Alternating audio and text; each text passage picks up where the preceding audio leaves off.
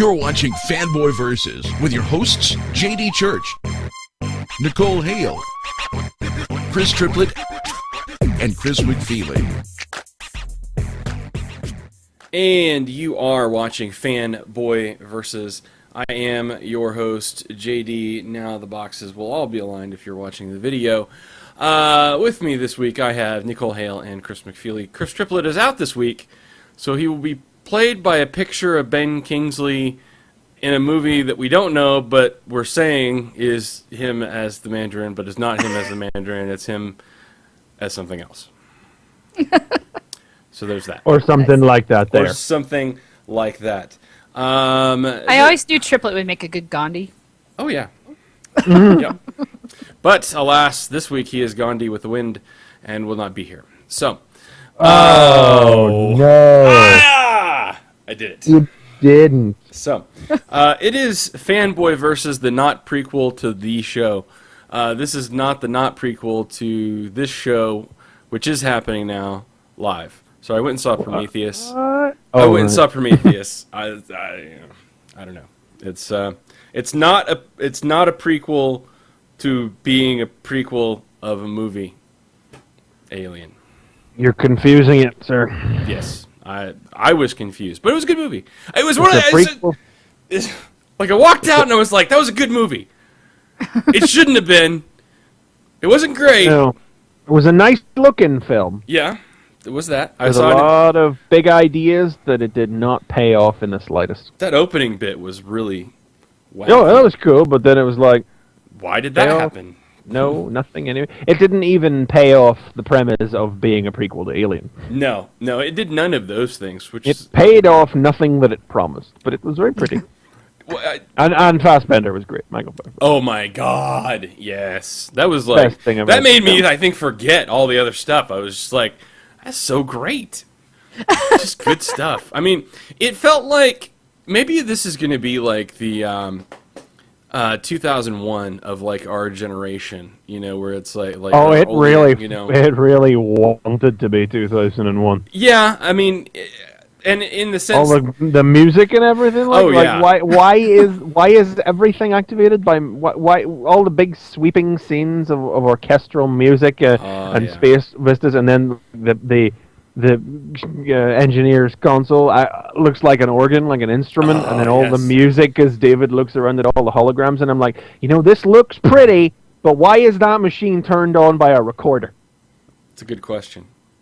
These are all good questions. There's no validation of any of its ideas. I recommend the post that I haven't read yet, which Chris McFeely has put up, and apparently I need to read. Yes, so. It is. I somebody put the link up on the Allspark, and I read it. Very interesting dissection of the ideas based on apparently some things that Ridley Scott talked about in an interview with Movies.com, which didn't make it into the film, but which cast a lot of it in a new and rather sacrilegious light. And yeah, it's doing the rounds on Twitter now. So go on my Twitter. That's just @Chris McFeely, and the link is there. Sweet, check it out. All right. Anyway, this is a comic book show. So we'll talk about comic books. Is there news?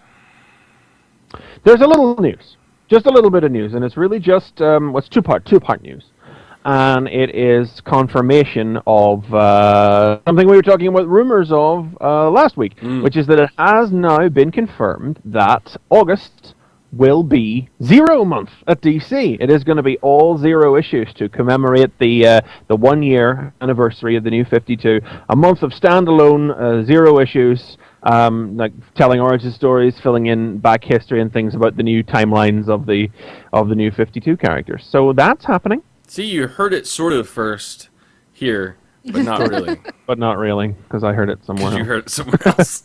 Yeah, and I think I've seen some of the covers, too, and there's sort of like a black and white version of the first issue, and then the characters like breaking out through the Seems page. to be black and white versions of the first issues of the New 52 comics, of number ones, like the number one, the covers of number one of...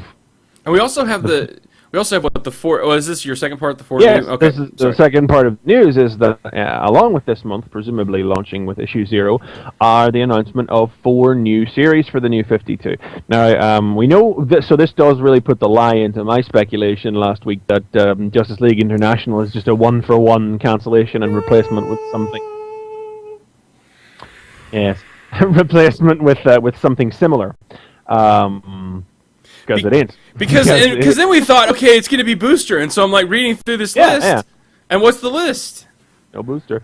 The list is where's the okay right there is Sword and Sorcery, or Sword of Sorcery. Sword, reports seem to be differing on that one. Sword of Sorcery, which is a new fantasy series in the style of what's that other book?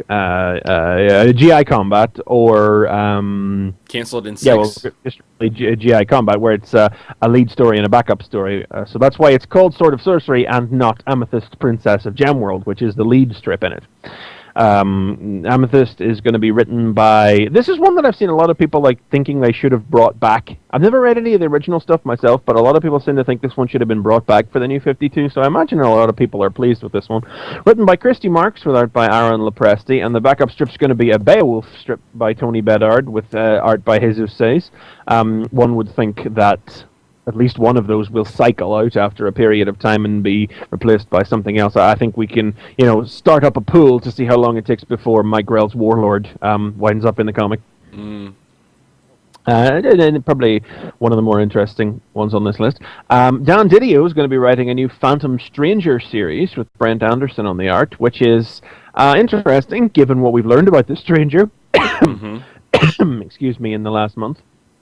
Since the Free Comic Book Day issue. Let's see how a comic book starring the adventures of Judas Iscariot goes over with the 1 million mums out there. Oh yeah, they'll love that. Yeah.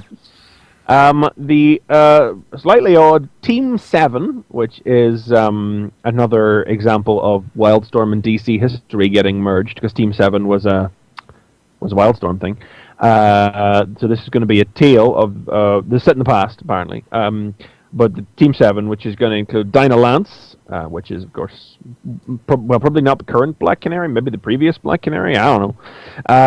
Amanda Waller, Steve Trevor, John Lynch, Alex Fairchild, Cole Cash, and Slade Wilson. There are at least 2 people on that list. I don't know who they are, so I'm going to assume they're Wildstorm characters. Yeah.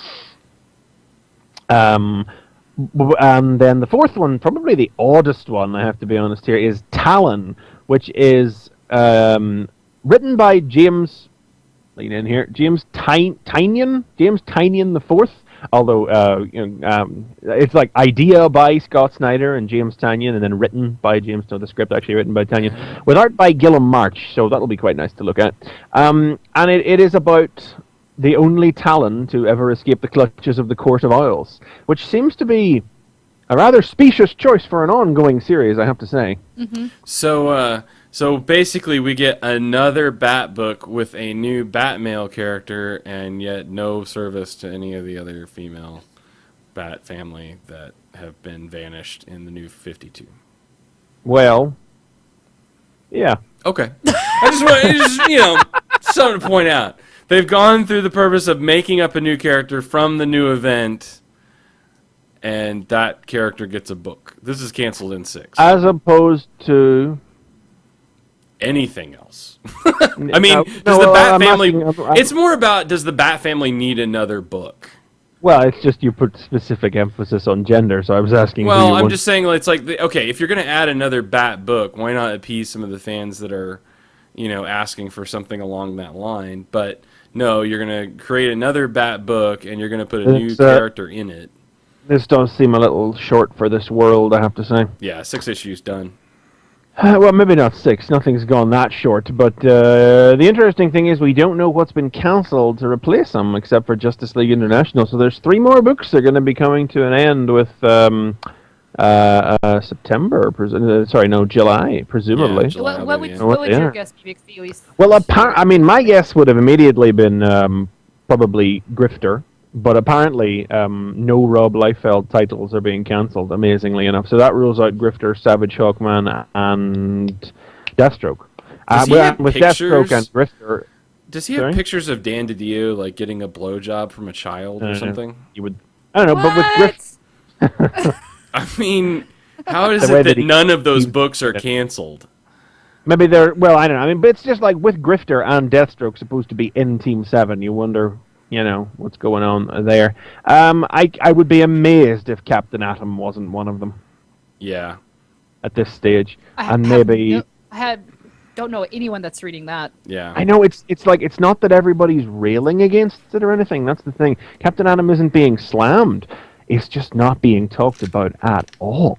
That's the thing. Yeah. They're not cancel my Animal Man. No. That's a primary deal. Yeah. Voodoo's probably a good candidate as well. Vampire. I don't know. Vampire. I haven't heard anything bad about. Maybe Stormwatch. What is Hawk and Dove canceled? Well, yet? They did just change. Yeah. Hawk and Dove got canceled there for the second round. Yeah. Stormwatch might be because they changed writers on that. Yeah.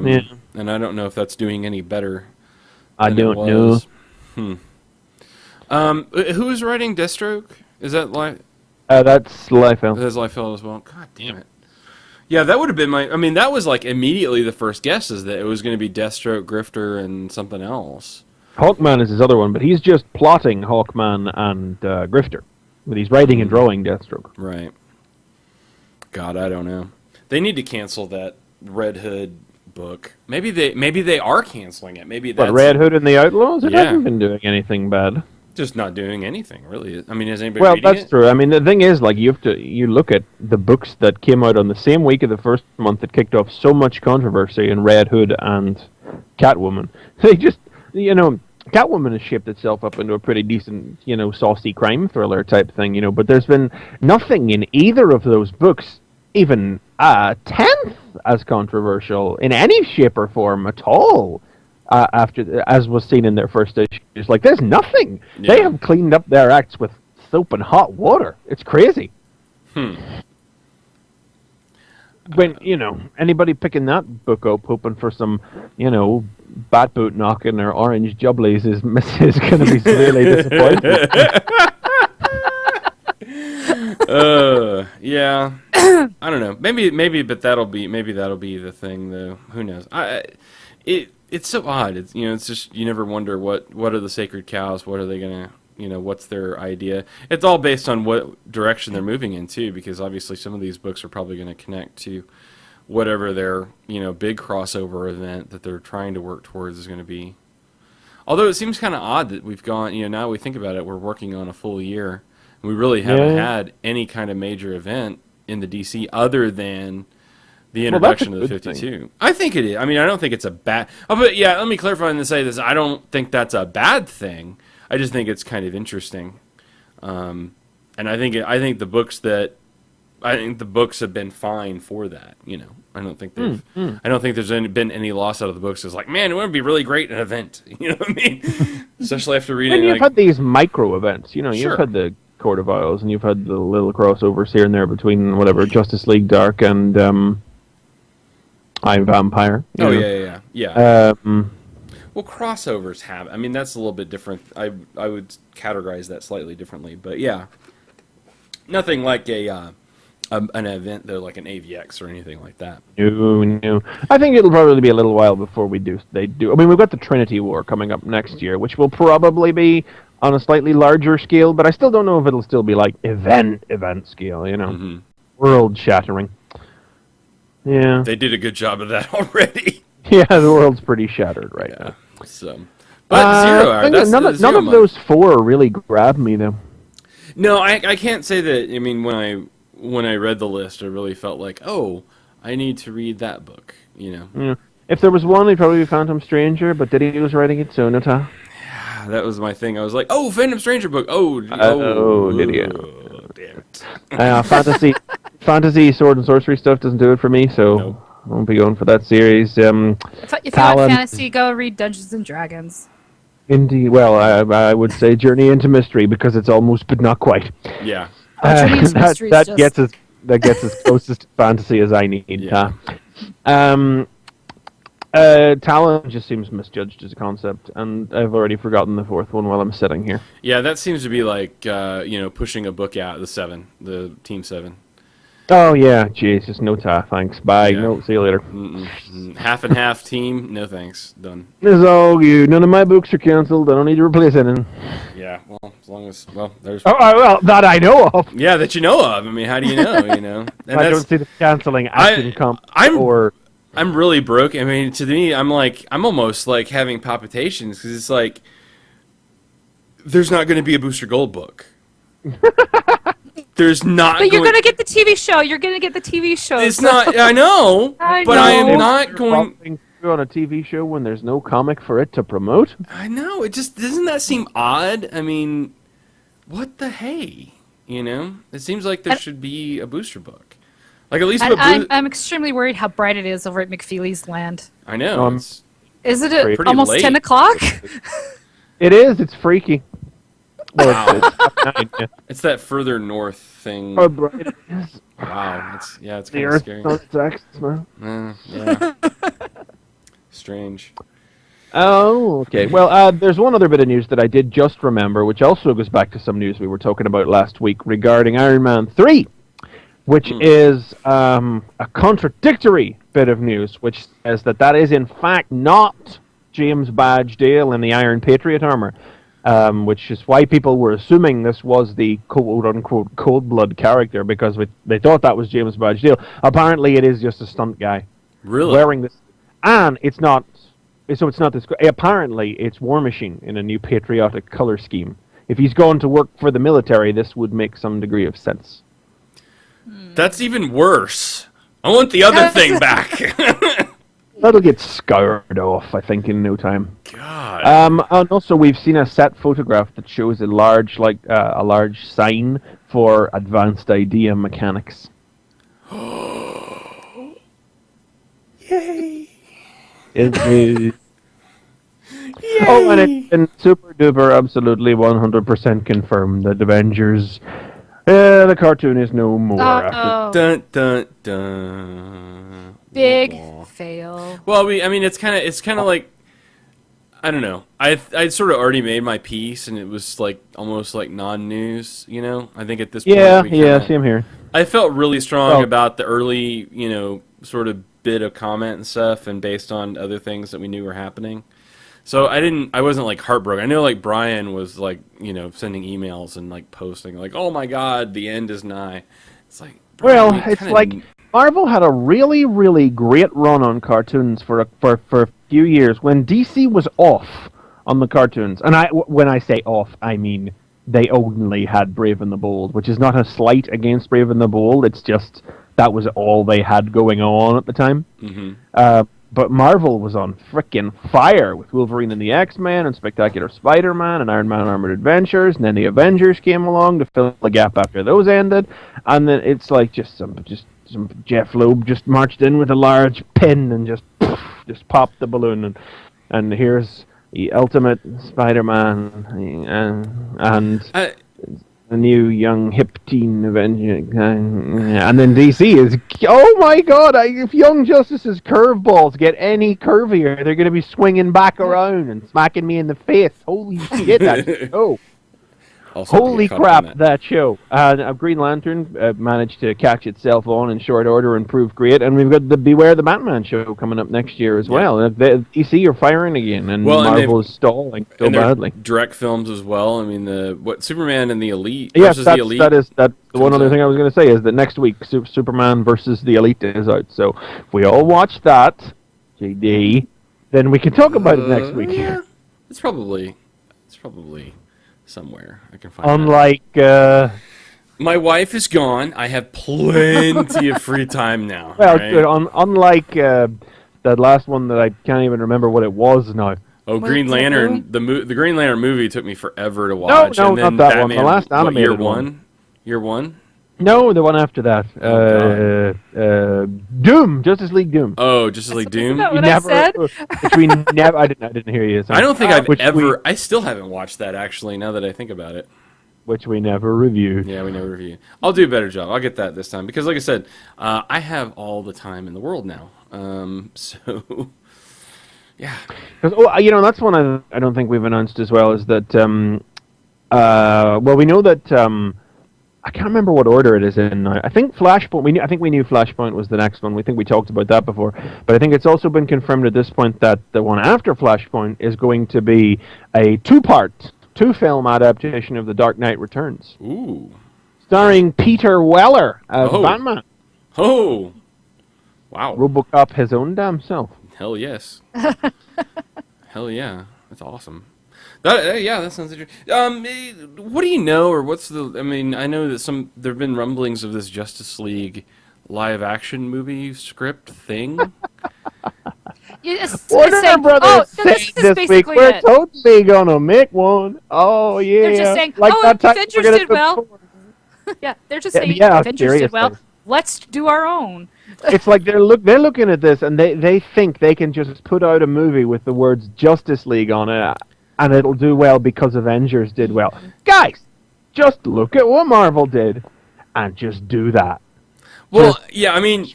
But if there is not some kind of teaser on the end of Man of Steel to go, by the way, bigger universe, I will just punch my own self in the head.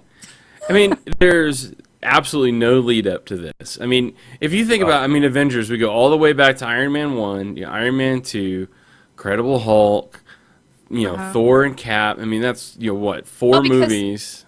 5 movies. 5 movies. Well, they're saying that Christian Bale's done with Batman. I mean, they'd have to Batman anyway. Yeah, so that's going to have to be reboot.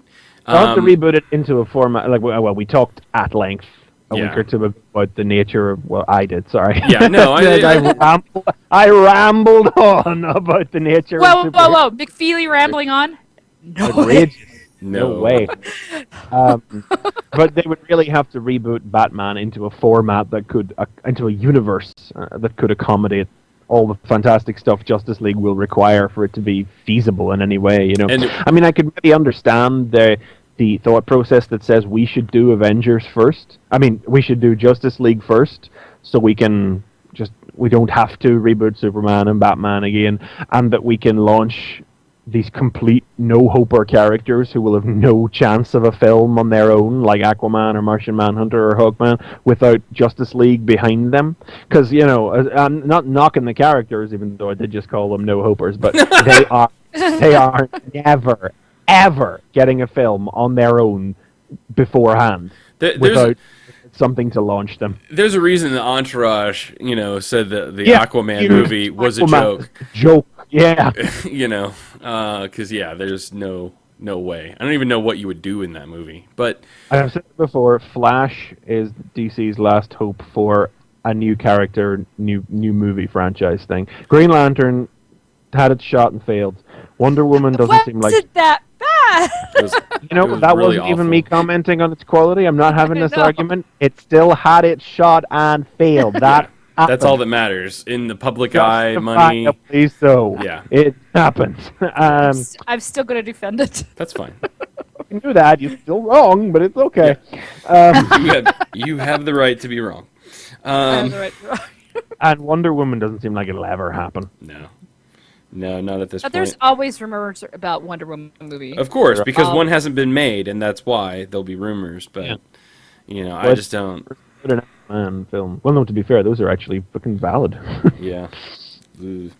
Anyway, I just think that's funny. There's been comments. Some executive somewhere that's seeing dollar signs instead of cents. Yeah. Did I really just say that? I really just said that, didn't I? I didn't catch what you said. I said some executive seeing dollar signs instead of cents. Hey, you get it? Because cents is bunny. Yeah, but it's also like... Yeah. I just came up with a new saying right there, kids. Anyway. Yeah. It's a bad idea. There's a freebie for you, Warner Brothers, DC. This is a bad idea. The stupid thing is that Green Lantern feels like it's going to do this. feels like it's getting somewhere with Amanda Waller in there and the weird little backstory she gets and everything. It feels like she can be the Nick Fury for DC, just popping in out of nowhere with no real relevance to the film. And then she might maybe die because all they do with her is book her through a plate glass window and the film doesn't even care enough about her to say whether she lived or died. So yeah, it's like they go out of their way to just make a comment as well that this is the first time Earth's ever met aliens, and it's like Superman. No, he doesn't. No. So you're just saying fuck it. Okay, cool. God. But let's not get me started on Green Lantern. Yeah, let's not go off on that too much. So, great then. Any other news or? That's the height of what I know. You heard anything? Cool. So we are rolling out a new-ish format since we're post 100 episodes, and we're going to try new things to be bold. So instead of doing individual reviews, we are going to do recommendations. Recommendation. A recommendation. Contemplation on this recommendation. Contemplation. Consummate fees. And then we will move to a 1 to 2 review at the end of the show.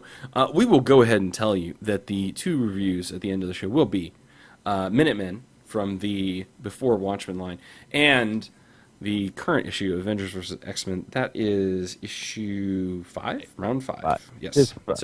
So if you haven't read those, please pause the recording, read those, come back. Or you can just listen. Or you can just ignore us. Hey, I didn't read 1 and the 2, and I'm still So she's still going to go with it. So good deal. So otherwise, we will give you some quick recommendations off of things that we read this week for things that you may enjoy or maybe not enjoy based on those comments. So Nicole, please feel free to get us started. Okay. Well, I'm still going to stick with my new number 1 recommendation, so get your drinks out. So, the new number 1 I'm going to talk about is called Extermination. It's by Boom. It's kind of like a good cop, bad cop team up. You have this one individual. He almost is dressed like Batman without the cape. And he's like the white knight. He doesn't do anything wrong. And his little partner in crime, he's the one that does all the killing, all the bad stuff, but they work together. But in the end, the good guy has to come and break one of his solid rules. So basically, I thought you were going to say fingers. No, that would have been cool too. Because he's taken strict vows not to kill anyone, not to do anything bad. But at the end, he has to come face to face with breaking one of these. So basically, it's because they're on this planet that is being invaded by aliens, and they're being exterminated. Hence the name Extermination. So there's a lot of different little trials in here, and it was only $1. Definitely worth $1. And like I said, if you like that kind of sci-fi buddy cop feel to it, this is great. It's great. Yeah, I had a lot of fun with it. Not a whole lot, not really graphic, but there is some kind of okay stuff. A lot of alien violence. I'll say that. Excuse me. Bless you. Who's the creative team on this one? This one is Simon Spurrier. Spurrier. Yeah, and Jeffrey Edwards. So, Spurrier's usually a good reason to pick something up. Yeah, and I like the art in it. It's just fun, and especially you get that. Oh, what's he gonna do at the end? They leave you with that cliffhanger. So it's good writing, good art, and for $1 you can't go wrong. So, recommendation number 1. There we go. And for my next one, which I actually reviewed as a number 1, but I've been continuing reading because it's awesome. It's Thief of Thieves, and this is issue number 5. Now, this is kind of similar to Ocean's 11. Yes, I remember this was, Mm-hmm. So is this still about the guy? This is one last big job, an art thief who's trying to pull one last big job before he gets out. And it's a big Ocean's 11 style huge job. So this is the issue where you see, okay, this is it. And they're starting to get the team. So in this issue, you're introduced to all the different team members, and each one of them is given a page that says their real name, it says their alias, their job, and like this last panel of how they're meeting up with Celia, who is bringing them all together. And it's just really fun because just in these little 4 panels, you get to know the person and their personality really quick. It's great. And the whole story is just them coming together, kind of bickering it out, you know, arguing what went right and what went wrong the last heist, you know. And yes, this series is just a lot of fun. And again, this is one that's going to be getting a TV show. AMC is going to be doing this. So yeah, I remember here this. you go, get your heads up. But in this issue, you also get to know about his previous personal life with a ex-wife and his son. So, yay! Yeah, it's really good. Like I said, if you're into that Ocean's 11 and you like to see how things come together, this is the issue to start with, just so you can see all the different people that are introduced. Well, I love it when a plan comes together. Well, yeah. I wonder how many episodes of that will take place on a farm. Actually, a lot of this takes place in a house that he bought on an estate sale, and he has pictures because the whole family got killed or something. I think we get 2 seasons out of just that house, probably. And so he lives in this house with really odd pictures and stuff of people that he doesn't know. Nice. That's awesome. Yeah. So it's a good place to start if you haven't read the other 4 issues. It's good so you could get to know the other characters.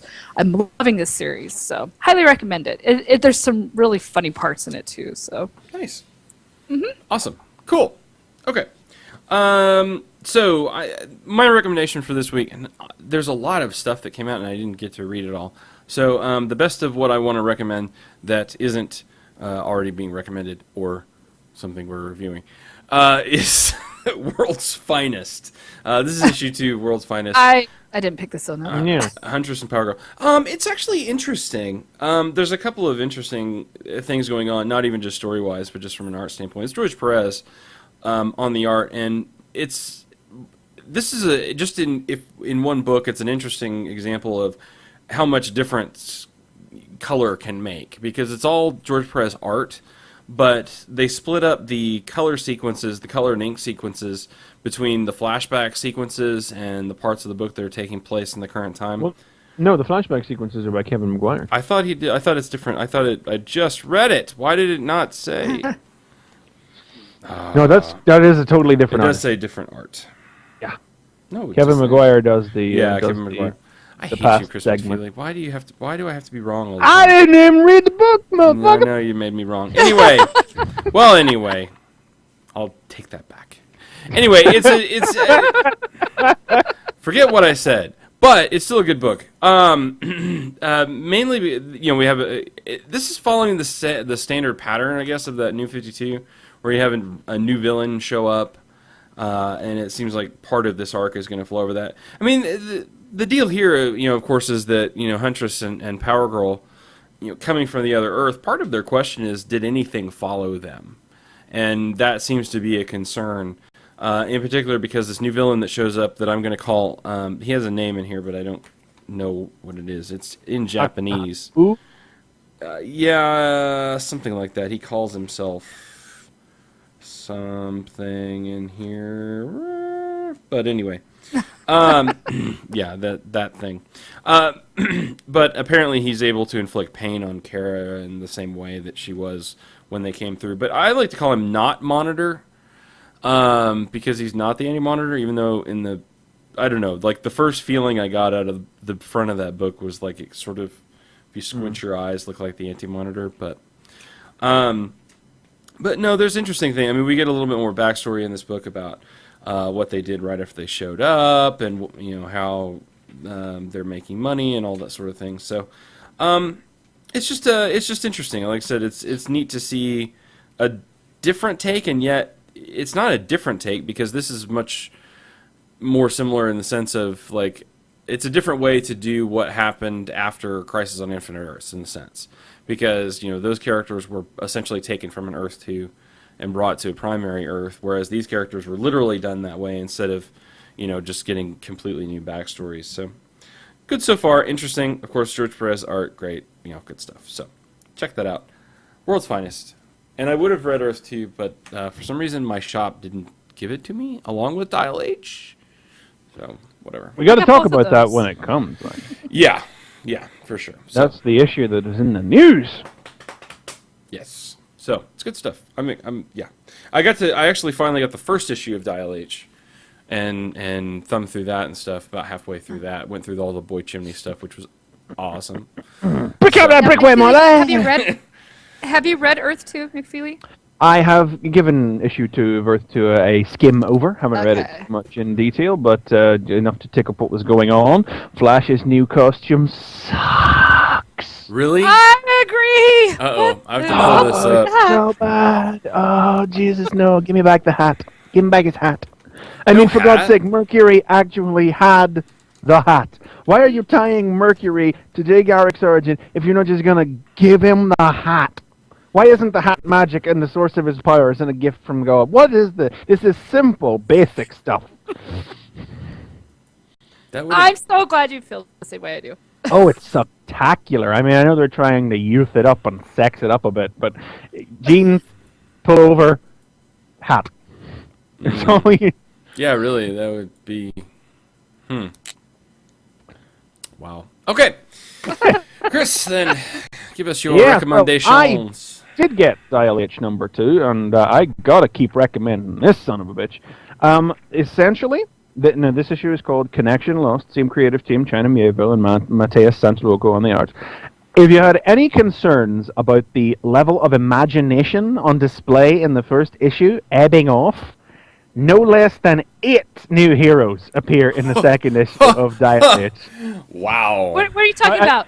There's Dial like 7 H. that appears in the first 3 pages. 5 of them appear on the first page as Nelson tests, from Shamanticore, which is a big robed magic stuff wielding manticore, to Double Bluff, some kind of magic dude with cards flying around his head, to Hole Punch, a 3-armed boxer with hammers for hands.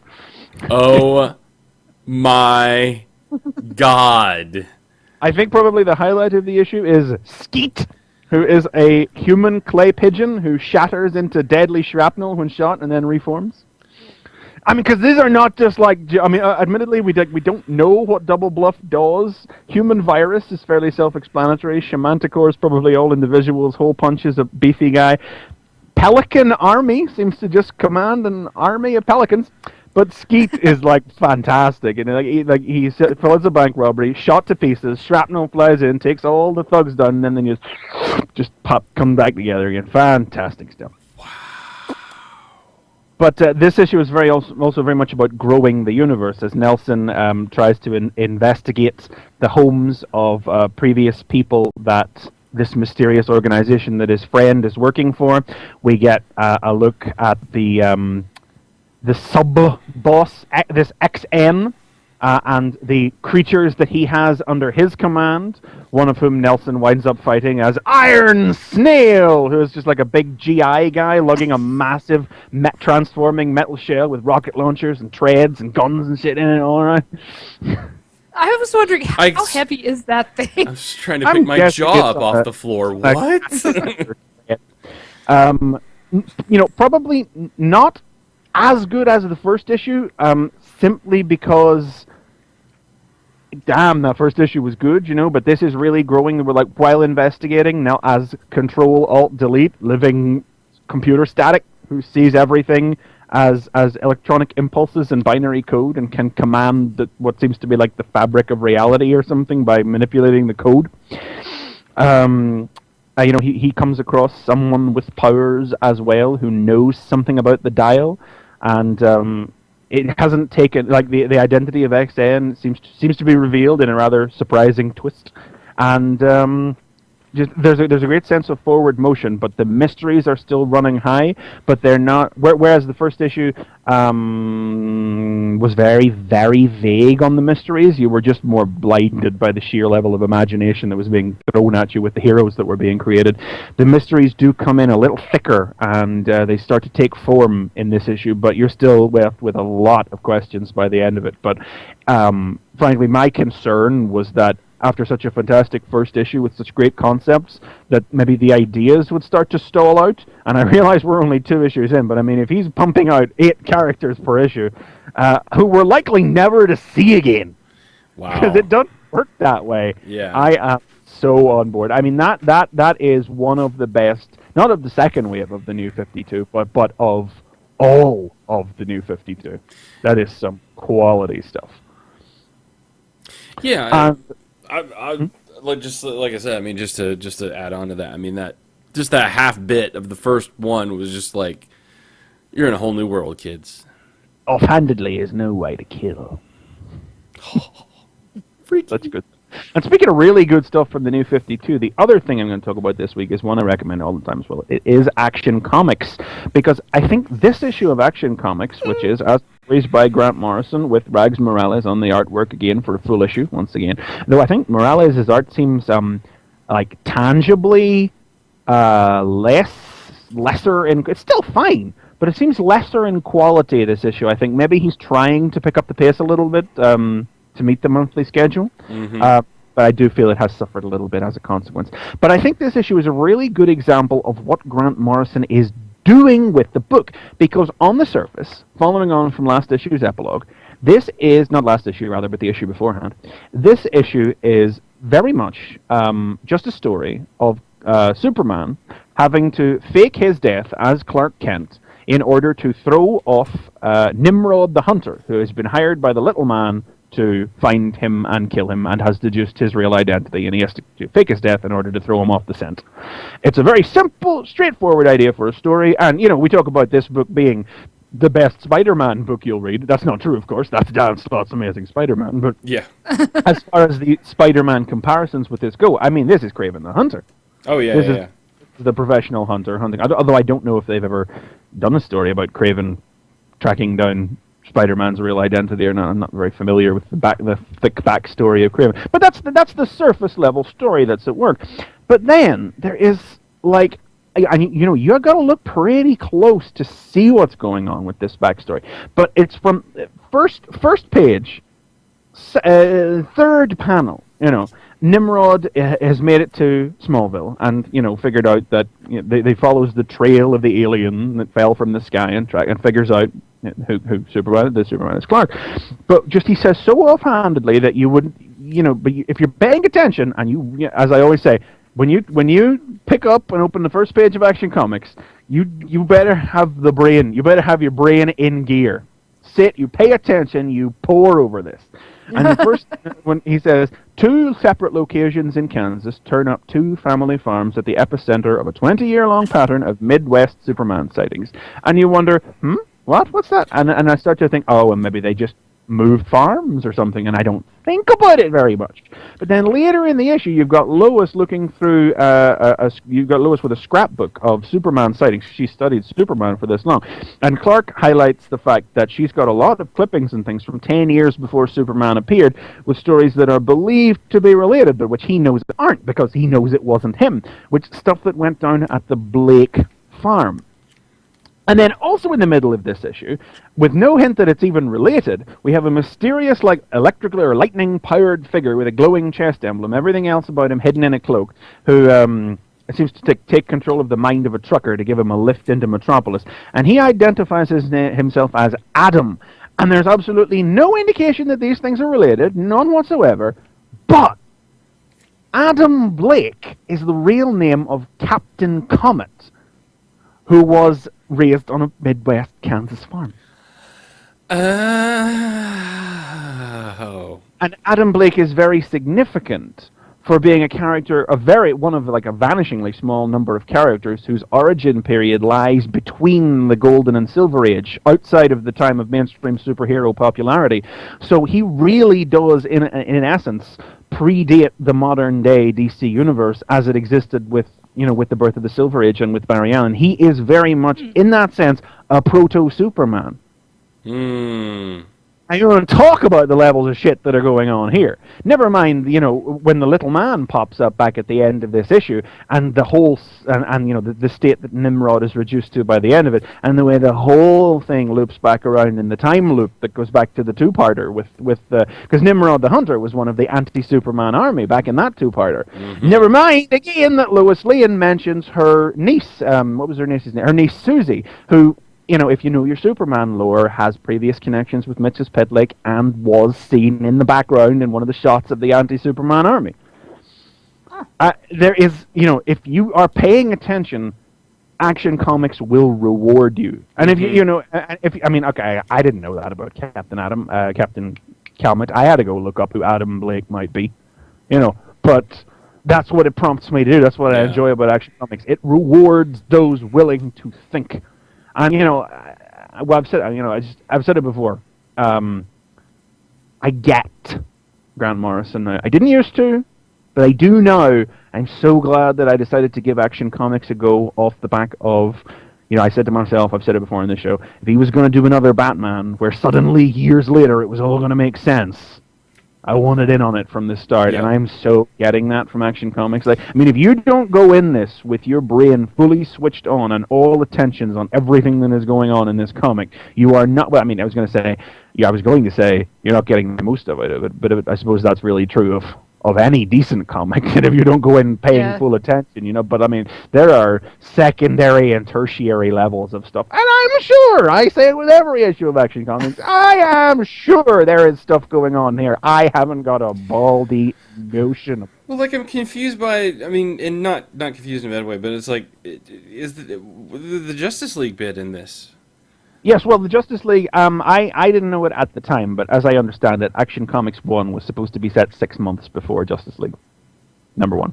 So we have now caught up to... this appears to be very soon after the Justice League has come together, because they are still meeting in that abandoned printing press from the first Justice League story arc and everything, yes. But he's not full-time using the new costume then, though? He doesn't seem to be. He seems to be using that professionally. And then...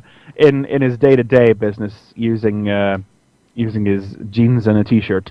But there's still just really good stuff going on in this book. This bit with the hamsters and stuff I thought was a really interesting, way to sort of Wait. The bit with the hamsters? Yeah. You can't just have to read it. I can throw that out there and just say the stuff with the hamsters is interesting, and then you should read it. Yeah. That's what the recommendation if you're worried about if you're worried about a slightly dickish Superman, which seemed to be a lot of people's concerns, some of the stuff going on over in Justice League, when it was our very first introduction to Superman, a lot of people expressed some concerns over the cocky, dickish attitude he's displayed there, and people worrying that the more socialist defender of the people style attitude maybe engenders a more cocky attitude. We've seen it in Action Comics too, but it still seems like this bit with the hamsters that remind you that this is Superman, and if there isn't a greater expression or metaphor for the way this Superman is really about looking out for the little guy, I don't know what is. And I've just been flipping through here, and I'm remembering here's another callback that rewards, Gus Grundig from the very first issue, who was on the train in the first issue. He pops back up for a page, If you don't remember him, you're not going to get who's that dude? Why does he know him? And then why did he says, you ruined my life? And I'm like, why? But I remember it because brain is on. The ignition is turned. It's not always turned when I pick up a comic, but when Action Comics, I always make sure I got a nice quiet room. I'm sitting down and all attentions are on it. And it's a particularly good issue that exemplifies the duality of story that Morrison is trying to do, from the crazy high concept ideas looping around through time travel and things that have been seeded chronologically after they've already happened, and the ties to DC history with Teen Superman fakes death to escape guy who thinks he's found out who he really is. Yeah, it's beautiful, 2-level, 3-level even storytelling. So, as ever, always recommend it. Very one-sentence recommendation for this week as well, more for any 90s kids listening from the UK will want to pick up the Mighty Thor annual this week, which is written by J.M. DeMatteis, and it's drawn by Richard Elson, who drew some of Kieran Gillen's Thor issues and has drawn some Journey into Mystery issues as well, but I recommend him from the UK kids because they'll remember him as the artist of the Sonic the Hedgehog comics over here. Yes, Richard Elson draws a story featuring Scryer. Scryer from the Clone Saga. Is it 1995? I don't know, but if you... Wow. I don't know. Sonic the comic artist and Scryer. Not the Scryer you may remember, but the actual heavenly creature Scryer who inspired the Brotherhood of Scryers, who I think J.M. DeMatteis is like the only writer who gives a sideways toss about. It's a big cosmic book that's really not a Thor story at all, but more about Oblivion and the Silver Surfer's in it, and it's a weird cosmic story. If you're looking for something a bit unusual, but not like it's a weird one, but 90s kids. There's enough elements in there you might want to check that out. Huh. Yeah, Mighty Thor Annual. Cool. All right. Awesome. So we now move on to the review segment of our story. Yes. So first up, I'll take lead on. I think we're going to get AVX out of the way before we get to Watchmen. We'll leave that for the very, very end. So I'll talk through AVX a little bit. AVX round 5, where shit got, Yeah, there's no other way to describe the way the shit got. The shit got.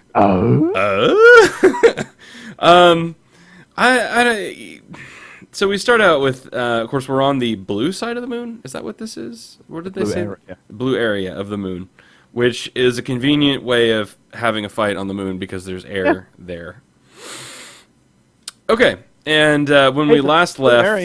the blue area is a thing that goes back to Lee and Kirby FF. Oh, yeah, I know. I'm just saying. It's a neat... It's still a convenient story way to say, hey, here's a place where enemies can... All the important stuff that happens on the moon happens there. Right, because people don't have to be in big spacesuits to have a fight there. Yeah. But Hope had been, I guess, betrayed, depending on your point of view, by Wolverine, and he had told the Avengers that she was there, and then the X-Men show up, because I can't remember why. They tracked or something. I don't know what they did, but they showed up. So we have another reason to have a big breakout fight between the Avengers and the X-Men again. I know that's the title of the series and everything, but I really was hoping that wasn't going to be the way this was going to go. And now that we are at the end of the first act, I mean, they've actually promoted this as the end of Act 1. I'm really hoping that the subsequent acts cannot be, story occurs around a clip show of all the fights taking place in the tie-in comics that don't even really fit with the continuity. Yeah.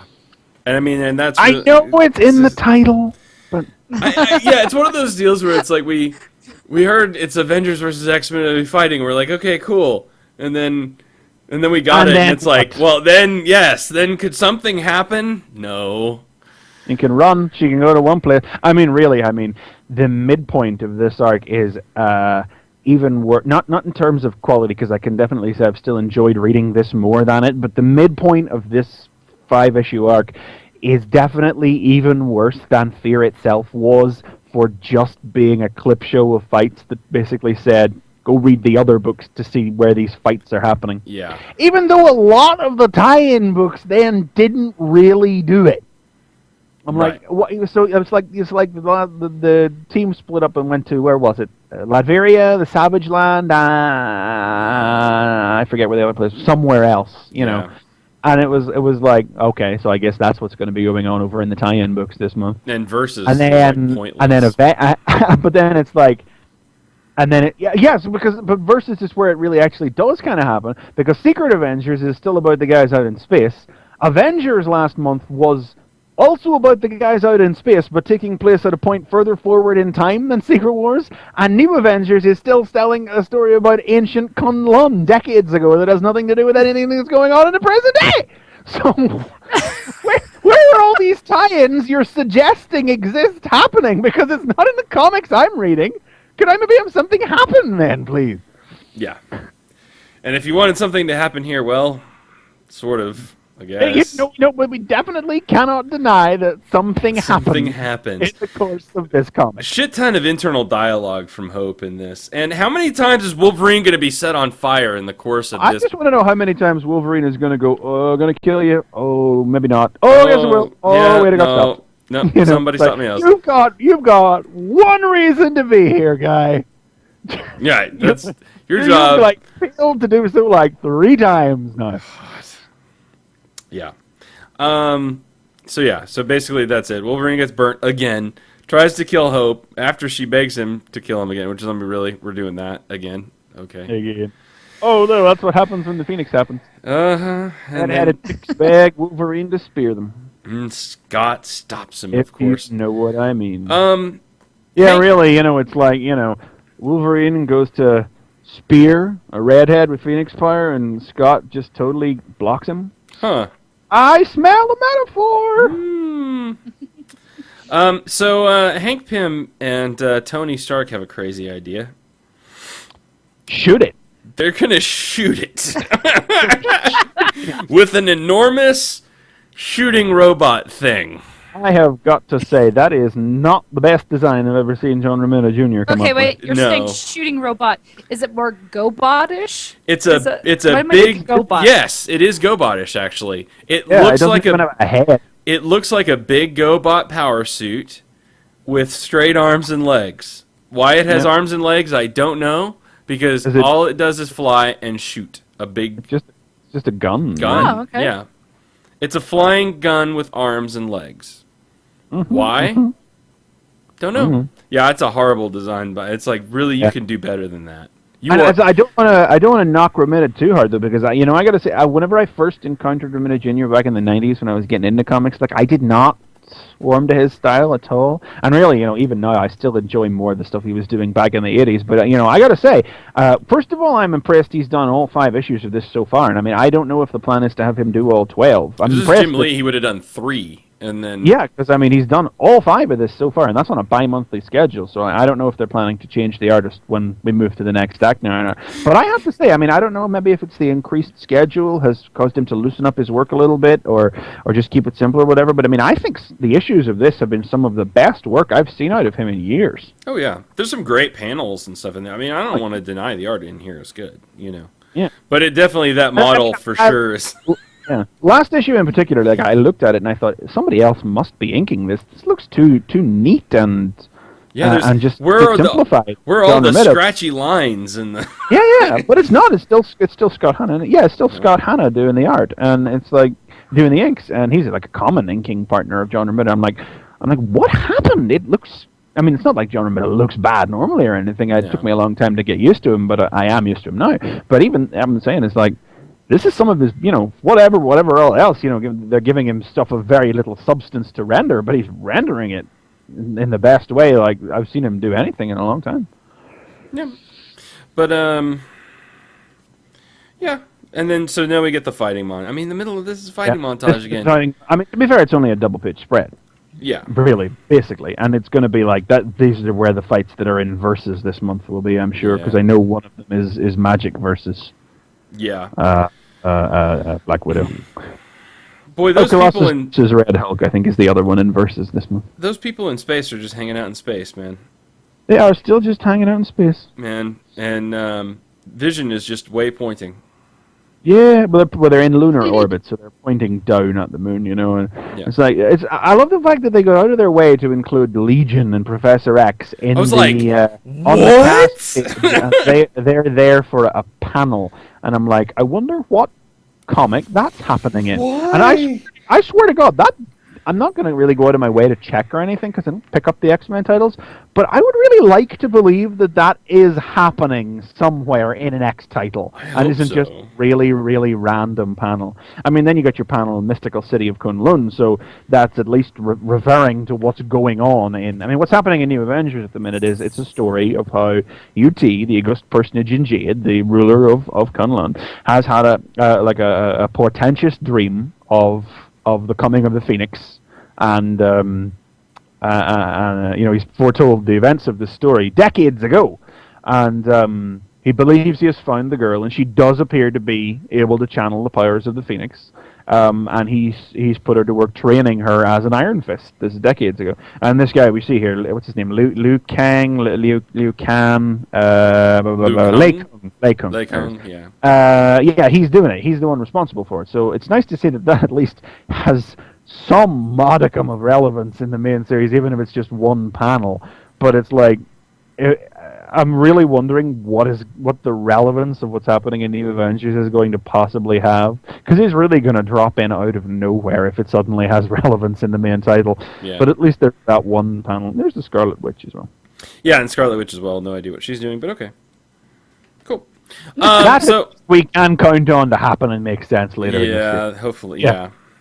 So Tony takes off on his giant flying rocket robot thing, Yeah. and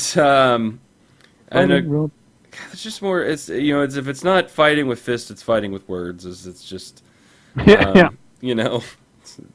Again, Captain America. No, It's like, you. Scott, you're crazy, and he's like, I'm not crazy. You're insane. Okay. You. You're trying to kill my people. Yeah. No, you. No, you. You. I am rubber and you're glue. Yeah. So Tony shoots the thing, and we get two enormous panels of shooting And the exploding. Phoenix and exploding, and then another almost page of just explosion with more internal dialogue. That one has dialogue on it. Nothing has been quite as cheap as that first issue with its 17 double-page silent spreads. Yeah, this at least has some dialogue to go along with it. More burnt people. But then you have this sequence where Cap's like, is everybody okay? Are we all right? Tony's asking if it worked, and you see Cap sort of have a moment of horror, looking over his shoulder and telling Tony to hang on just a second. And you turn the page and you're like, huh? It really is like a super duper. Oh, what? Not in a bad way, but just in a really like WTF way of all the characters. But I don't know. I have to say, I turned the page and it's like, oh, I thought Fear Yourself was over. Huh. No, I didn't think we were going there. I was really sure that was done, huh? So now we have the Phoenix Force.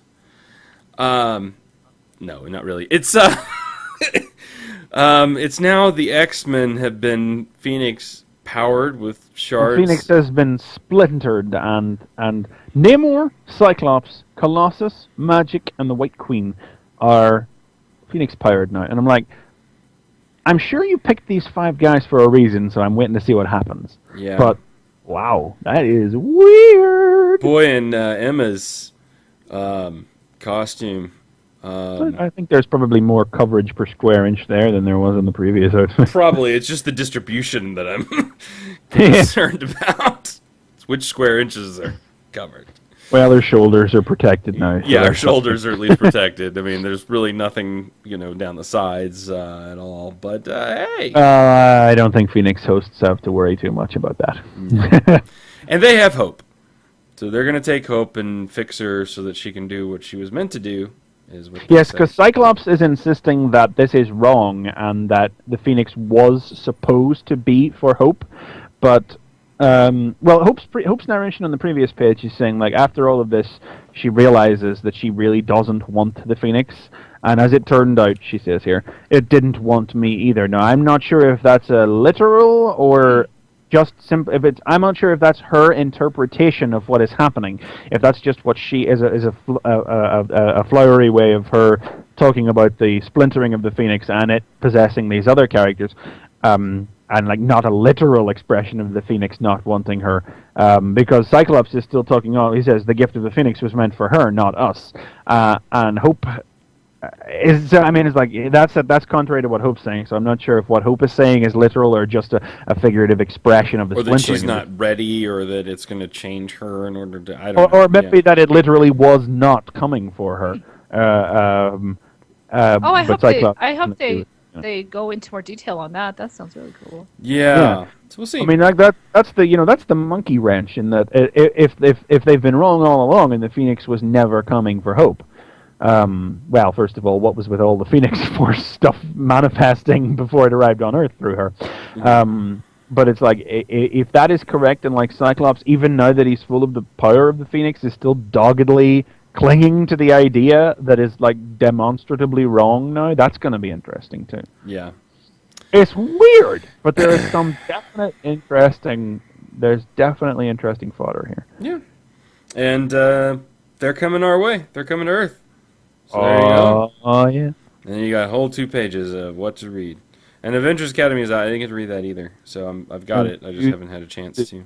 That's the final part of the Well, it's not the final, because the next issue's a tie-in as well, but it's the final part of this three-parter of the X-Men teens being on the campus and Shaw being there and all the rest of it. Yeah. So, but in 2 weeks. So let's look over this now. Across these tie-ins, that one's in space. That one's in the past. That one's not related. That's the kids on Earth. That one's in space. That one, Uncanny X-Men, seems like it will reflect the content of this issue. Mm-hmm. Wolverine and the X-Men is about a fight at the school before any of this goes down. And X-Men Legacy is about Rogue and She-Hulk fighting, and Moon Knight's involved as well, and some shit going down. Also at the school, I believe. So, Cool. Yeah. When do we get that Professor X Legion thing? If that's going to be anywhere, I'd speculate it's in Legacy. Okay. Oh. Anyway. Yeah, it was definitely the curveball Indeed. issue. I mean, of any of the things I thought would happen, that was not it. Yeah, but that's good in a way. Yeah, I think so. Although I am concerned about this yet again. Let's take our Marvel heroes, and it's almost like I expect that out of DC Direct, where it's like, oh, okay, these will be the next set of figures to buy, because it's like taking your Marvel heroes again and switch them up in terms of look and image in the book. But we know Marvel doesn't really do that for toys; they just do it. Yeah, they don't have a DC Direct to pump out 1 million of these differently colored lanterns for. Right. So and that's why I talked about the fear itself, because it just invoked that idea of changing a character up, to give a different look to him. But hopefully it'll have a very good story reason for that. It's Matt Fraction, so we'll see. I mean, Well, Fraction just wrote this issue, I mean, we'll see. Oh, that's now. It's Bendis, Fraction. Who else is doing? We're now 5 issues in, and one of each of the 5 writers have now written one issue. Okay, so we'll go through the cycle. We'll see if they're going to cycle again or what. Yeah, so there you go. Cool. All right, let's talk about Minutemen then. You, sir, if you would. Okay. Let me just get this open right now. Break it out there. Minutemen. Let us try and just talk about this comic here. Because, here we are. Big controversial thing happening. There's controversy, but I would like to just look at this as a comic and not as the eye of a swirling storm of internet hate and chaos snake gods. So let's do that, huh? Yeah, I'm for that. Let's do that. I think I read this one, so I'm going to be more talkative.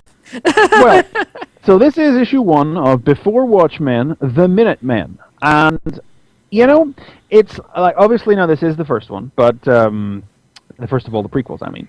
And before we see the others, we'll see as it goes on, but just like from the names and concepts alone, if there was one of these 6, 7 prequels that you could have conceivably done and raised the least ire over, I think Minutemen would have to be it. Yeah. Because it is not about it is about the previous generation. It is a story that is firmly relegated to the realm. I mean, really, this issue is a fleshed-out adaptation of the appendices of the original Watchmen series, the text appendices that are in the original issues of Watchmen. I mean, Cook, I believe, was originally against this project, if I remember, but they got him on board. He said he changed his mind. And it is to his credit, this is written and drawn by Darwin Cook, it's to his credit that he has, well, I think it's to his credit anyway, there's a whole debate there, that he has really, really played within the lines of what Moore and Gibbons established in the original Watchmen. There is very little here that tells us anything new, not in a bad way, but this is all very, very much playing within the established parameters of what these characters did, and how their lives went.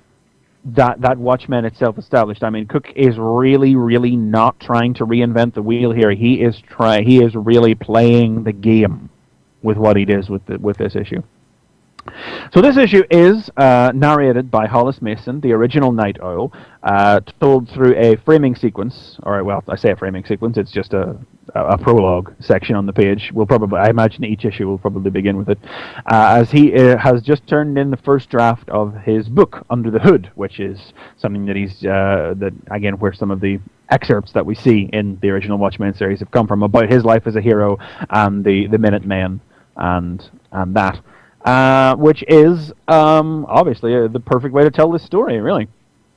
It's got a really great opening, to be honest. I love the 2 pages. I almost feel like they would work better as a double page spread instead of opposite leaf pages. Semicircular. I mean, I think it's got to be playing again on the way the original Watchmen opens, which is the scene of the pulling up off the button in the gutters. This starts with a baby's bassinet, and the curving semicircle of that as a child looks out through it, spreads out to camera's constantly pulling out. It would really work in a cinematic setting, but he makes it work on the page as well. Pulls out to show a city street tunnel, to show the sun and the planets, and then there's this great bit where it's like the turning point of Hollis Mason's life. It's Hollis Mason's life just summed up so incredibly in like 4 panels. The next panel is the semicircular dome of Dr. Manhattan's head as superpower is introduced to the world, and Hollis Mason's life is irrevocably turned around. So the next circular image you see is just like a muddy circle of a street sign. Illuminated. I think the image there is supposed to be that's a street light has illuminated a circle of road, pulling out to a clock until the clock is just finally resting on the mantelpiece. And of course, a clock is an iconic piece of imagery associated with Watchmen 2, the Doomsday Clock. And it's just like it's a circle constantly pulling out, changing dramatically in the middle until it rests. Until it's just a clock face resting on the mantelpiece of a retired man. It is a life in 4 panels. It's very impressive. So anyway, on to the actual story. Chapter 1, 8 minutes, essentially introduces us to the different members of the Minutemen in chronological order of their debut, through a series of short vignettes. There's not a world of story matter to talk about here. First, we meet Hooded Justice, who was the first hero who began everything, in a lovely monochromatic sequence. Oh, yeah. It's a world of blacks and grays until suddenly the superhero is born and color is introduced into it in deadly red. That's great. Then we meet the Silk Spectre, followed by Mason describing how he himself became the Night Owl. The comedian, Edward Blake, expanding on the idea, I think, mentioned in passing in the Watchmen ancillary material, that he used to patrol crime on the waterfront.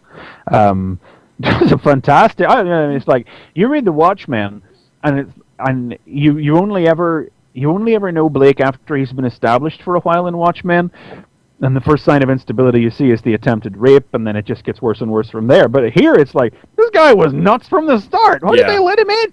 Yeah. I don't know, eating an egg. Because he's funny. He's funny. Funny in the head. Yeah, funny in the head.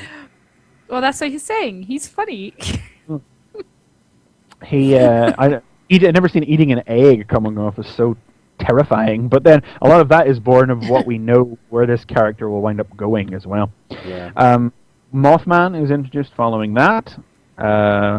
Then Dollar Bill is an interesting one because he really does just get a one-page introduction. Like we get a little insight through Mason into each of the characters. Like aside from the comedian and Silk Spectre, the rest of the Minutemen and Mason, of course, and Mason. The rest of the Minutemen are all dead.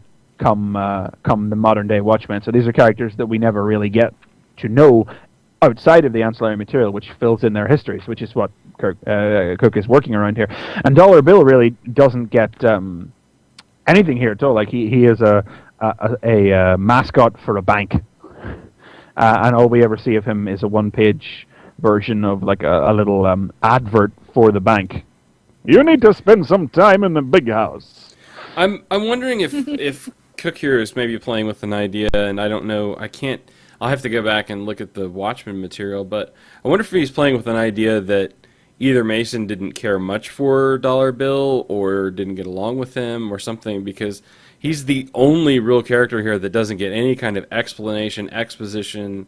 Well, Captain Metropolis didn't really get anything either, but that'll come later, you know? Yeah, I don't know. It just it struck me how abrupt that was in the midst, definitely. because it's smack between this entire sequence about, the strengths and seeming weakness of Mothman, and then this really redemptive, out of time sequence as far as in terms of the progressiveness comment on Silhouette, and then smack in the middle of that you have 5 panels of. It is an almost dismissive introduction of Dollar Bill. Exactly. No, I think that will definitely build, and that's something will happen. I mean, but the idea may be. I mean, I may just be trying to say that that's all he was. The guy was a mascot. He wasn't somebody actually out fighting crime. I can't remember if there was any greater story to Dollar Bill in the ancillary material. That might just be that there was nothing. Yeah, the most famous thing I guess he did in Watchmen was die. Yes, he got his cape. He got his cape stuck in a revolving door and was shot to death, if I recall correctly. Yeah, that was his, and that was which became a joke later in The Incredibles, I think. Yes, no cape. Yeah. Oh, you did that too well, man. I really wanted to watch the 3.5-hour ultimate cut of Watchmen this afternoon, but I didn't have time. I had too much other stuff to watch this weekend. Yeah. I've never watched the ultimate because I've never watched the director's cut thus far. I've still only ever watched the original theatrical cut, and I know the director's cut has just a load of deleted scenes in it, and in the ultimate cut is the director's cut plus the Black Freighter stuff. And I just really this put me in the mood for watching it, basically. Yeah. I've never seen the movie. It's actually you have read the book, right? I've read the book. I have not seen the movie. You should watch them. It's about as good as you could do with doing the book in a movie, but I don't know that it's a good movie. Yeah, I don't want to look at someone's penis the whole time. It is an enormous penis in that one sequence. Really sad thing, that is so sad. I just don't think I'm like a little kid when it comes to that. I'd be like, real though, but the entire world is that kid, because there is good stuff you could say about Watchmen. There is bad stuff you can say about Watchmen. The whole themes in it, and going beyond even the themes of the story, like whether or not the deconstruction of the superhero is a relevant message to study today, years after the idea has become passé when Watchmen did it first. I have met people who read the book and loved the film, read the book and hated the film, never read the book and loved the film, never read the book and hated the film, but big blue cock is still the primary takeaway from that film, and that is terribly disappointing, Yeah, of all the things that are in the movie, that gets focused. But I enjoyed the book though. So. Well, anyway, and then the issue wraps up with Captain Metropolis writing the personal ad that I guess it is a personal ad that will bring the Watchmen together. Not the Watchmen, bring the Minutemen together. Right. And that's it. It is literally just 6, 1, 2, 3, 4, 5, 6, 7, 8 vignettes, one on each of the Minutemen, showing what they were doing before their team came together. It's a beginning. It is really hard to nail down this, because it's so undaring. Yeah, I know. It's like I wanted it to go one way or the other. I think when I read, going to pick it up, I was like, all right, I either want this to go all out and be like full on in the Watchmen universe, or I want it to just be like, fuck it all, we're gonna just do this and do it in a different direction. And I really felt like this was just the safest thing to start this with, where it was like just right out of the book. It is a good comic. You know, just like on its own merits. The art's amazing. I mean, couldn't go wrong. I mean, there is no better choice for a creator on this. This is a Silver Age style thing because these were all the previous generation of heroes. Silver Age style team formation. Darwin Cook, you couldn't do better. Like the perfect marriage of concept and creator, absolutely. And as a comic, like just taken on its own as an introduction to all these new characters, setting up all their history and putting in the germ of the formation of the team, like it's all there. It really is. I think anybody who didn't even know about Watchmen could probably pick up this single issue and read this in isolation. I don't think it suffers or fails for being hooked in with Watchmen. Like Josh in the chat, he's never read the book or seen the movie. This would probably be a good way to get him introduced to these characters. Great I for think someone you could read this. I think you could pick this up and read this. You get inside the head of our lead character. The sinister mystery of Hooded Justice is preserved. What's the best way? The cheesecakey sex appeal, non-super powered effort of Silk Spectre is all on display. You know, Hollis Mason becoming Night Owl out of a genuine desire to fight crime, but at the same time, you know, preserve public safety and be friendly with, you know, he's the complete contrast to Hooded Justice. It's all in there. The comedian, I've never seen a more straightforward, horrifyingly, I've never seen eating an egg be so sinister, you know. Mothman's insanity is covered great. Dollar Bill's simplistic cliche origin and characterization, and the guy died like a schmuck. It's right there. Silhouette, this is great. Silhouette totally transcends the one no takeaway you get from her, and this is why I'm looking forward to Cook's Silk Spectre next week as well, because if there's one thing Watchmen doesn't do good, it doesn't do its female characters good.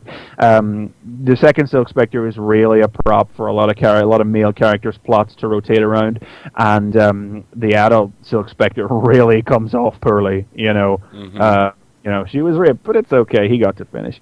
It doesn't, you know, he did. Oh, hey, what else is there?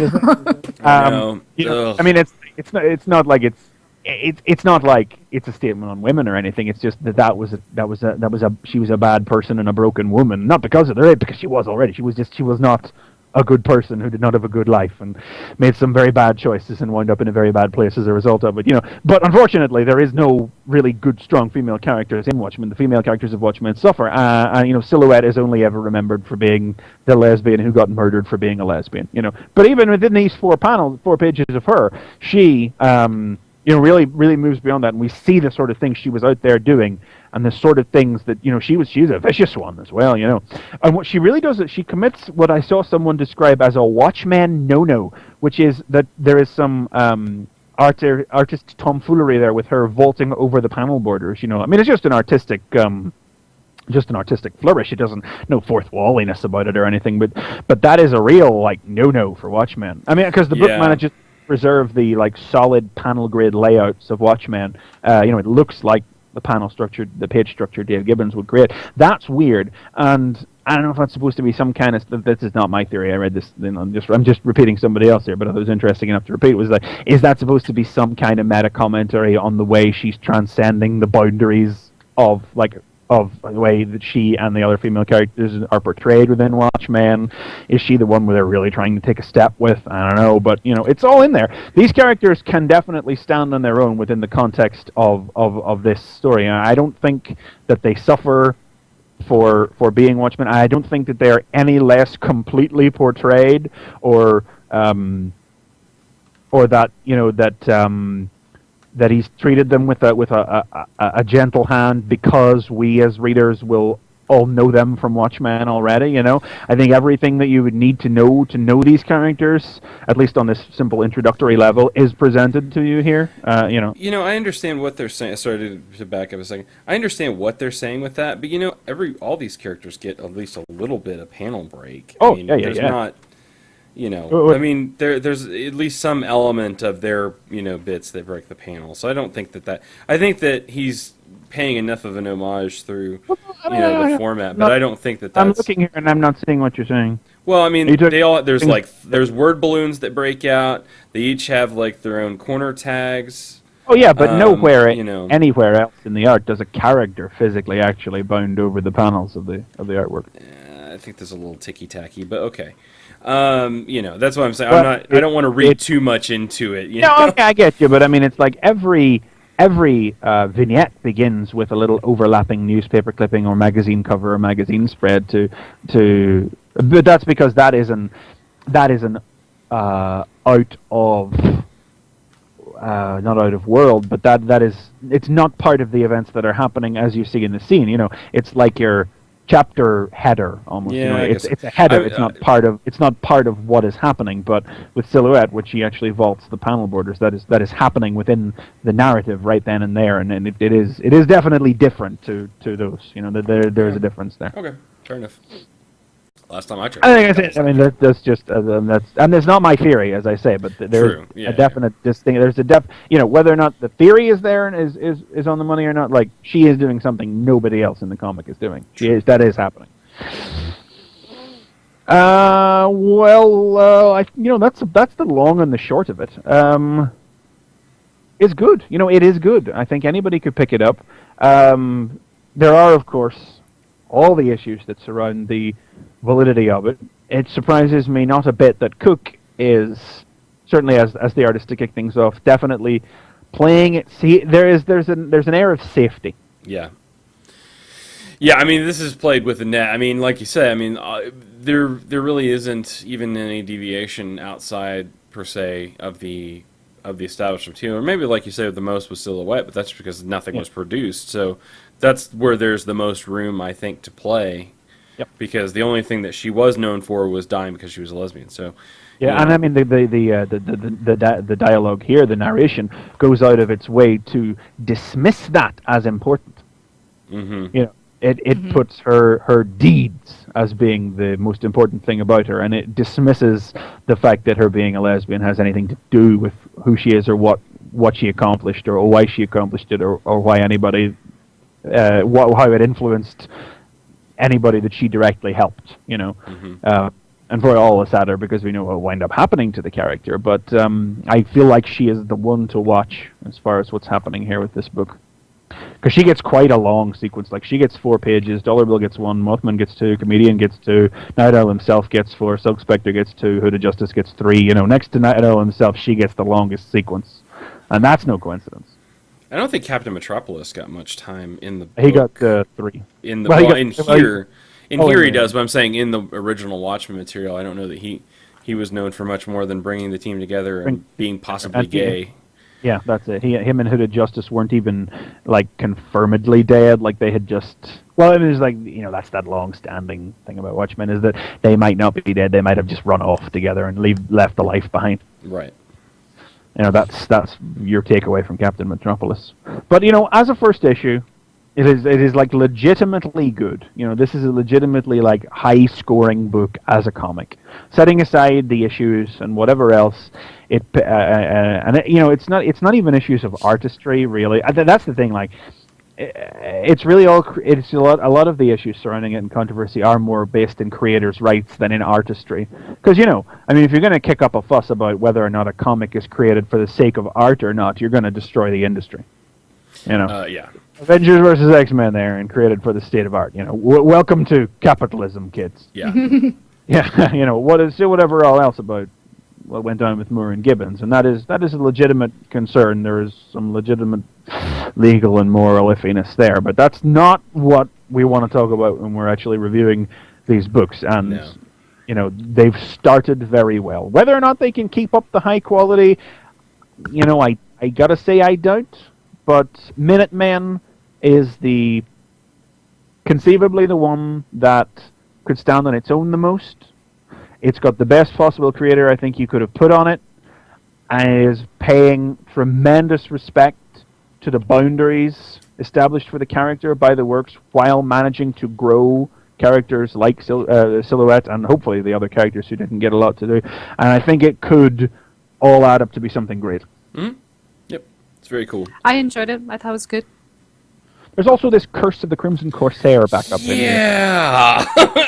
I don't know if there's much. I mean, it's too big. You can't really. I was gonna say it's only a couple pages, so. Yeah. I mean, the trick with this one is that the way the Watchmen books are working is that this week we've got Minutemen. Next week we've got Silk Spectre, and I forget what order they're in, but in the last 2 weeks of the month we've got Comedian and Night Owl. I think it's in that order. Then next month starts, and first we've got, I believe it's Ozymandias. Then we've got, in the second week we've got Minutemen. The third week we've got Silk Spectre. The fourth week we've got Comedian. Then in the first week of next month, of the month after that, we get Night Owl. And then the week after that, we get Rorschach #1. And then after that, we get whatever the other one is. I've forgotten at this stage. It's hard to keep track. But basically, like, they're rotating the #1s in groups like that. So, but there are still only 4 titles coming out every month. So we will go sometimes that it could be 6 weeks between issues of something so technically like these issues won't be released on a monthly schedule. So, but every issue consecutively is going to have 2 pages of The Curse of the Crimson Corsair in it. Awesome. Which is, of course, it's written by Len Wein, original series editor, and John Higgins, who's the art by John Higgins, who was the original series colorist. And it is a riff on the Black Freighter. Now, it's not directly related to it or anything, but it is just like a thematic riff on the Black Freighter pirate metaphor story that runs parallel with Watchmen. I have never had much time for the Black Freighter. I think as a metaphor, it's insufferably oblique. But on an artistic level, it works well within the comic, as a comic within a comic. It's no surprise at all that it didn't make the leap to the film, because the artistic simplicity of it is lost. You know, in a comic, it's comic in a comic. In a film, it's a comic. It's the comic in a film through the medium of a cartoon. You know, yeah, it's not the same. It doesn't. The idea is lost distinctly. But this is just the story of Gordon McLaughlin, who was on a ship with a particularly harsh captain, whose harshness sat ill with him. And that's as far as we get in the 2 pages. You really can't pass comment on it, but it looks lovely. Yeah. Yeah, it looks really it looks great. I'm not picking up all the Watchmen's, so I won't really find out how this goes. But I am. you me up to date. Which ones are you going to pick up? I'm getting this one, and I'm getting Silk Spectre. Yeah, I couldn't not. It's like if I was gonna. Once I passed that 4, I was like, oh, I'm just getting them all. So there was no hope at that point. I like to see how crazy the comedian gets. Well, I couldn't pass up Darwin Cook drawing and writing Watchmen, and Amanda Connor on the Silk Spectre with Cook writing. I mean, oh my God, you'd have to tie me down to stop me from buying that. But none of the other writers really, you know, I mean, it's not. They're all, you know, all good writers. The only one that makes me suck my teeth is Straczynski, because Straczynski has yet to do anything good for DC. Yeah. And although they have some fantastic artists with Addy and Joe and Andy Kubert on Night Owl, and Adam Hughes on Dr. Manhattan. I just don't have enough faith in Straczynski to pull it off. He might, you know. I've read plenty of good stuff from Straczynski, but such a significant project, and his history of work at DC does not fill me with confidence. And maybe that's the reason for the rotating weird thing then. I don't know, keep the schedule. I would imagine these guys have been working on these for some time now, you know. Oh yeah. But that is Before Watchmen. There you go. Nice. Good. It's good. You should definitely read this. Especially, I mean, it is legitimately worth your time to read it, even if it does play very keep your trade of Watchmen handy. Maybe that would be a good idea. I didn't do that. I should have, because I think I'll go back and check some references and things in it. Well, I mean, that was the thing about the Watchmen film, was that they even turned the ancillary material into a documentary. Yes. You know, everything about the Watchmen graphic novel, from the Black Freighter, was an animated short, and all of the news clippings and everything was turned into like a talking head documentary with interviews with the characters and everything. That's the one thing they haven't cut up and put back into the film, because there's no way to make that fit narratively. No. But that documentary is awesome. The Under the Hood documentary is awesome. I wasn't so sure about it, but it was great. I mean, the Black Freighter is it's okay. rubbish. exactly. There's stripped of any relevance to Watchmen. It's just a rubbish little story about pirates. Yeah, yeah. That's the thing is like without having it in the comic and mixed in there, it doesn't reference anything. And I agree. I always thought that was still a bit odd. Anyway, pointless in isolation, loses its artistic simplicity when incorporated. It's a no-winner. Yeah. So even in the original book. So anyway. Yeah, even in the book, I have very little time for it. Like as I say, as a metaphor, it's just woefully oblique. Yeah, it's a little like okay. Yeah. Anyway, whatever. Pirates, you say. I mean, I get the reference in terms of what he was trying to go for in terms of element, but not. Anyway, pointless. So, awesome. So there you go. That's our new layout. So I hope that worked. I thought that was nice. Yeah, I think it worked well. So, rapid fire in the middle. All right. So next week we'll have Silk Spectre, so that's fun. And we'll have other stuff. So that'll be cool. Who knows who will be playing Chris Triplet next week? He probably will not be back next week. So you got to watch Justice League versus the Elite. Justice League versus the Elite. We'll watch that. We'll talk about that. Is it Justice possibly? League or is it Superman? I'm sorry, Superman. Sorry, Superman. Yes, you're quite right. I said it wrong. I just say what you say, sir. That's all I do. That is all I'm here for. So, yeah. So there you go. Cool stuff, fun stuff. So, anything else before we go? Before we get out of here? I think that's everything. Nothing else I can think of that's worthy of drawing attention to this week. Excellent. All right, very good. Well, I'll tell you what we got next week. I don't know if you guys are going to be picking this up, JD. I'm sure you are. Spider-Man #1 is up next week. Ooh, yeah, I probably am. Yeah, I think we got our 2 for the end of the show next week. Yeah, that'll be Spider-Man and Silk Spectre. So check out Spider-Man and Silk Spectre. There you go. Free preview for next week. Congratulations. So, cool. All right, go to the website, fanboyversus.com. Check us out. You can get all of our past shows, whether you want it in audio or in video. And video is fun, because you can see us. And we're pretty awesome. So, you can also follow us on Twitter at FanboyVS. I think I retweeted at least the Avengers news, Earth Mightiest Heroes from earlier this week. So, there's a little bit out. Brian, I think, posted that through as well. So there you go. So sometimes you'll get some news, but usually you'll get some live updates from our show when we record, which we typically do live on Sundays, 4 p.m. Eastern, 9 p.m. GMT time. That's right. For those Greenwich Mean Time. Other side of the ocean. So there you go. Congratulations on 60 years of a queen. So that's fun in England. I watched The Boat on TV last week. That was fun. Anyway, that's our show. Thanks so much for tuning in. And please tune in next time when it'll be Fanboy Versus.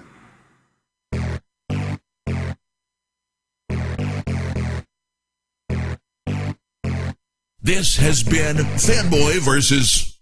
Visit us at tfradio.net for show notes and to subscribe to the podcast. Follow us on Twitter at tfradio for news and updates.